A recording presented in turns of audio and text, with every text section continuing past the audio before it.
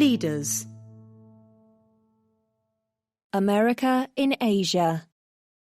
Free not to choose. In its rivalry with China, America should not force Asians to pick sides. No part of the world matters more to America's interests than Asia, and no part stands to lose so much from an American retreat. Ever since its victory of Japan in the Second World War, the United States has underwritten not just Asia's security, but also its remarkable prosperity, based on trade and relatively open markets. America's standing in the region ought, therefore, to be high. Yet 4 years of Donald Trump have damaged it and prompted some Asians to ask how sensible it is to rely on America to uphold the international order in their region. Mr. Trump's people understood one big thing, that authoritarian China poses a direct challenge not only to American supremacy in the Western Pacific, but also to the economic order that it has underpinned. The good news is, given China's pushiness in the South China Sea, its nibbling away at India's territory in the Himalayas, its belligerence towards Taiwan, its repression in Xinjiang and Hong Kong, its reluctance to open its own market, and its habit of attaching strings to development aid, none of China's neighbors wants it to call all the military and economic shots. The bad news is, even with a new American administration in place, it will be difficult to persuade those neighbors to do anything that will rock the boat, given China's growing clout and America's diminished standing. In fact, the trick for President Joe Biden will be to restore faith in America without asking Asian countries to take its side openly against China. This is where the Trump administration's approach fell flat. In private, Asian leaders welcomed its frequent freedom of navigation operations as a way of rebuffing China's attempts to turn the South China Sea into its own lake. But they felt ignored, or worse, exploited by America in its arguments with China. Mr. Trump trash-talked allies, especially South Korea and Japan, and threatened to withdraw American troops from their soil if the pair did not pay a lot more towards the costs of deployment. Some in Taiwan worried that Mr. Trump's main interest in their country was as a means to poke China in the eye.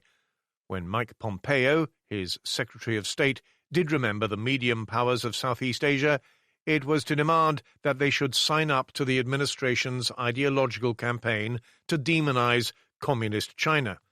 For governments in Southeast Asia, which have long tried to safeguard their autonomy by hedging and balancing between great powers, openly taking sides is anathema.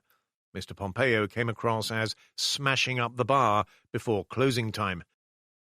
What is more, America's interest in Asian security came alongside an assault on the free market principles that it did so much to instill and that have so benefited the region.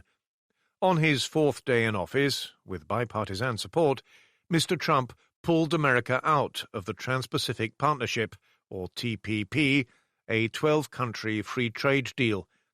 China pushed ahead with a different pact, the Regional Comprehensive Economic Partnership, which it and 14 other Asian countries signed in November.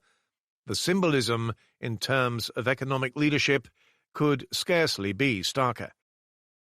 Mr. Biden's team promises to be more tactful.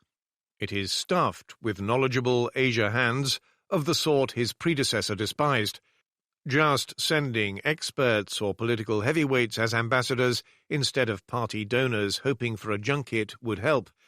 So would attending tedious ASEAN talking shops at which China scores an easy win because the United States does not show up. But even a more engaged America will struggle to place itself back at the heart of Asian discussions on supply chains, technology standards, and investment regimes. Mr. Biden has made it clear he is not in a rush to sign any trade deals at all, much less re-embrace TPP. What is more, there are bound to be other frictions with Asian countries. The new president, understandably, wants human rights at the heart of his foreign policy, and he is right to condemn China for its egregious abuses. But the records of some of America's friends are not much better, and their governments are prickly about criticism. In other words, America, like China, is not the perfect ally in the eyes of many Asian countries. The countries of the region have no choice but to deal with both. Asians have grown used to American engagement as a counterweight to an overweening China, but fear being dragged into a fight.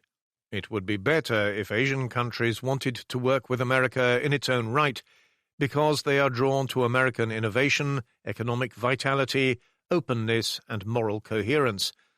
America should aspire to be more than a security hedge against China. Asia would be a safer and more prosperous place for it.